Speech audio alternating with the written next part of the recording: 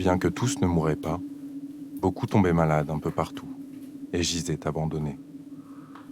Non seulement les habitants s'évitaient les uns les autres, mais nul ne se souciait de son voisin.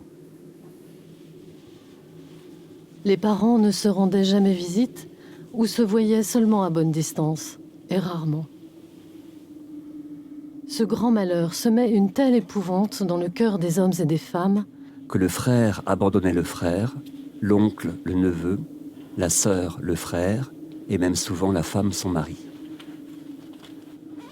Et plus incroyable encore, les parents refusaient de voir et de soigner leurs propres enfants, comme s'ils n'étaient plus à eux.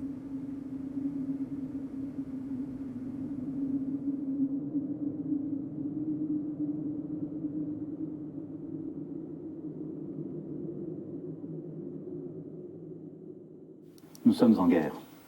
Aussi, comme je vous l'ai dit jeudi, pour nous protéger et contenir la dissémination du virus, mais aussi préserver nos systèmes de soins. Nos soignants se battent pour sauver des vies, avec dévouement, avec force. Avec un budget que tu as assassiné, le budget de l'hôpital. Fortement, où la pression sur nos hôpitaux et nos soignants s'accentue.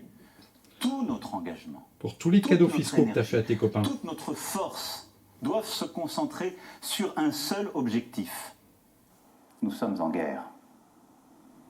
J'ai décidé de renforcer encore les mesures pour réduire nos déplacements et nos contacts.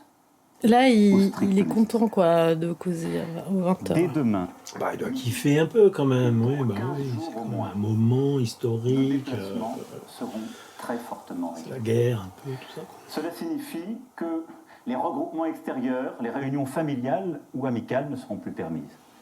Voilà. Après, je pense qu'il navigue quand même complètement à vue, les mecs. Au-delà du foyer. Partout sur le territoire français, là, en métropole comme outre-mer, seuls doivent demeurer les trajets nécessaires. De jour comme de nuit, rien ne doit nous en divertir. C'est pourquoi j'ai décidé que toutes les réformes en cours seraient suspendues, à commencer par la réforme des retraites. Enfin, une bonne nouvelle. Dès mercredi, en Conseil des ministres, sera présenté un projet de loi permettant au gouvernement de répondre à l'urgence. Nous sommes en guerre. Et la nation soutiendra ces enfants qui, personnel soignant, en ville, à l'hôpital, se trouvent en première ligne dans un combat qui va leur demander énergie, détermination, solidarité.